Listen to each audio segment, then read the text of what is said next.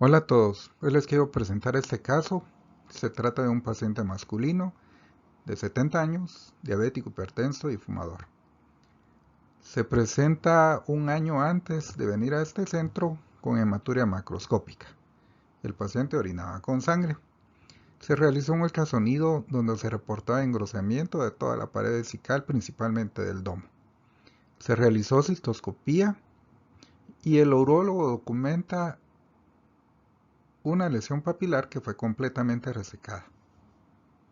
Y el patólogo reporta como un carcinoma papilar de bajo grado de 2.5 centímetros y el paciente no recibió más tratamiento. El paciente estuvo bien por 9 meses cuando inicia de nuevo con la hematuria. De nuevo acude con su urólogo, quien le practica de nuevo una cistoscopia. Ahí el urólogo pues documenta una recurrencia local en el domo vesical, que era esta imagen papilar, pero también documenta otra lesión en la pared lateral izquierda de la vejiga. De nuevo, las lesiones fueron resecadas y enviadas con el patólogo, y el reporte del patólogo fue que se trataban de lesiones papilares, ya no de bajo grado, sino que pobremente diferenciadas, las dos, ¿verdad? Entonces,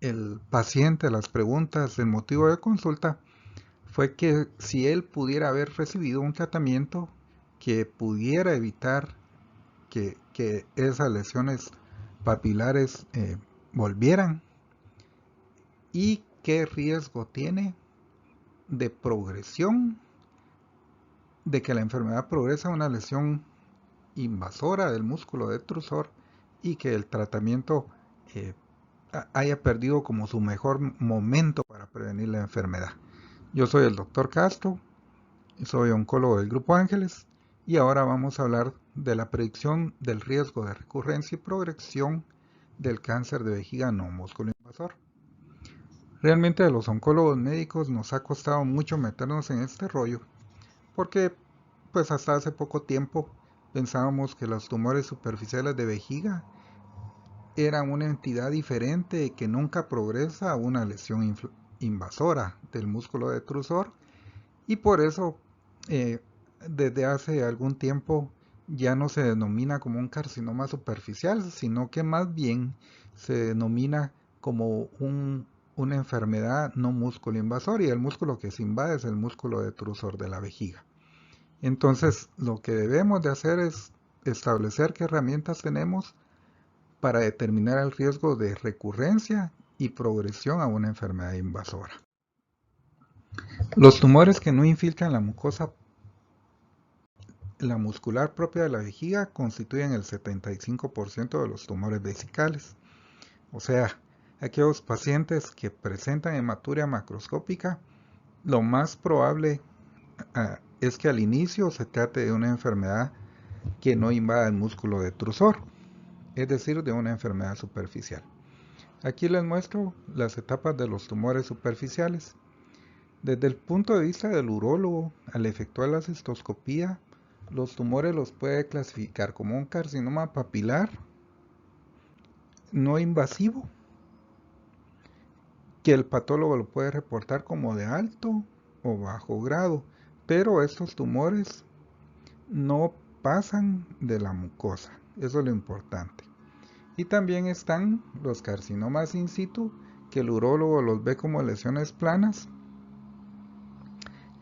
eh, y que el patólogo las reporta como que infiltran levemente la lámina propia, pero no la invaden, no progresan más allá de la lámina propia.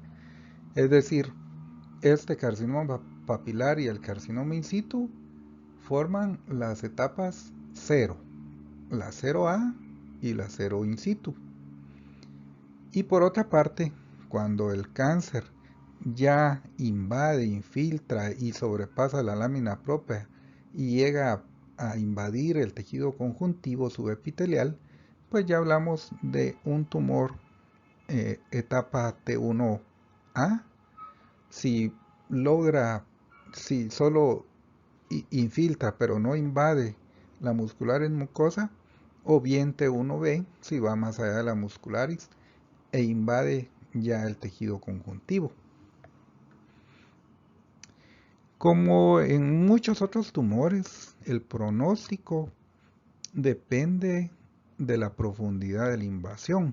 Y ahora sabemos que los tumores T1 de alto grado tienen una mortalidad cáncer específica a largo plazo del 34%.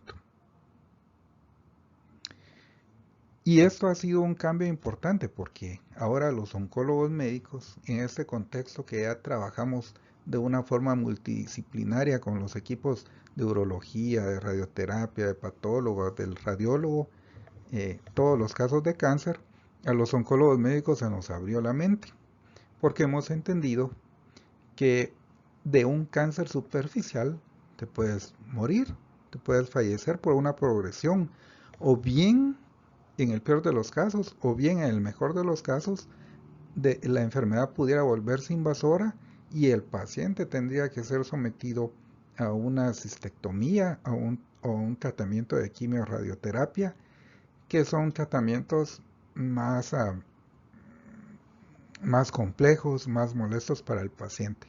Entonces, ha sido una cosa buena comprender que estos cánceres superficiales no implica su denominación que sean inocuos, sino que más bien se refiere a que dependiendo de la profundidad de la invasión es el riesgo de que progrese a una enfermedad invasora.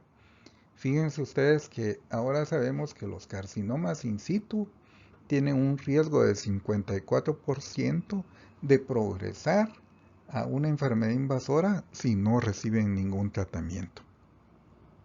Entonces, para un oncólogo médico es importante conocer los factores clínicos y patológicos que nos ayuden a determinar en un paciente en particular cuáles son los factores y el riesgo de recurrencia, con objeto de predecir el riesgo de recurrencia y progresión de forma individual.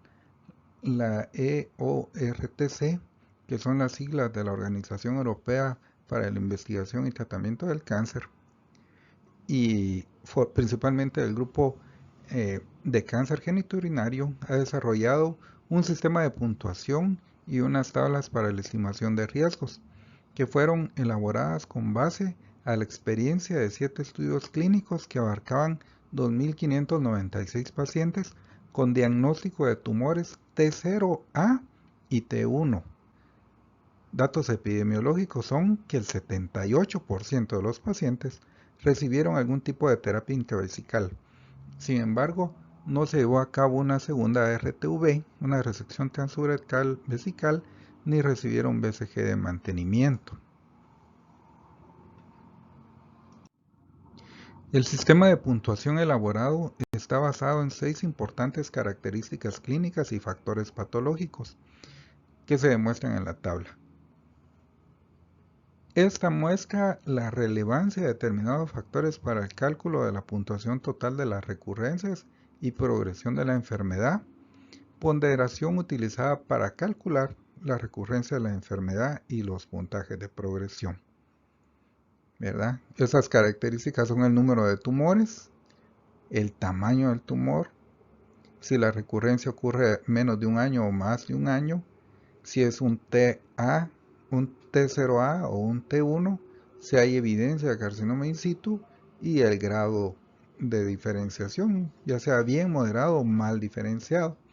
Y eso nos permite de acuerdo al puntaje de 0,17 para recurrencia o de 0,23 para progresión, pues establecer una probabilidad de recurrencia, y esto nos da 3 grupos de riesgo: bajo riesgo, riesgo intermedio y alto riesgo, tanto para progresión de la enfermedad, de volverse una enfermedad invasora, como para probabilidad de recurrencia, es decir, que vuelva a salir en el lugar donde fue resecado. Y vean ahí, o bien otras lesiones, siempre en la vejiga, que no sean invasoras. Y vean aquí, se calcula la probabilidad de recurrencia al año y a los 5 años, y la probabilidad de progresión del año y a los 5 años.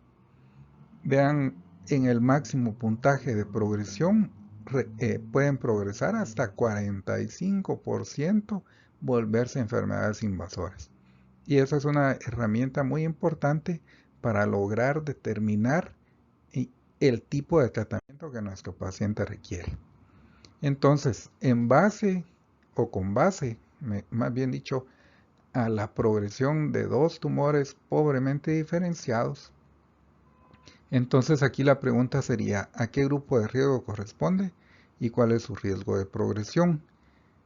Y dependiendo de las características que hayamos, veamos que son 2 tumores. Esto nos da un puntaje de 3. La talla no nos da porque son menores de 3 centímetros. Aquí nos da 2 puntos porque la recurrencia fue menos de 2 centímetros. Ya fue un T1 que nos da otro punto. No se menciona el carcinoma in situ y pobremente diferenciado, que nos da 3 puntos. Y eso nos lo coloca en un riesgo intermedio, tanto de recurrencia como de progresión.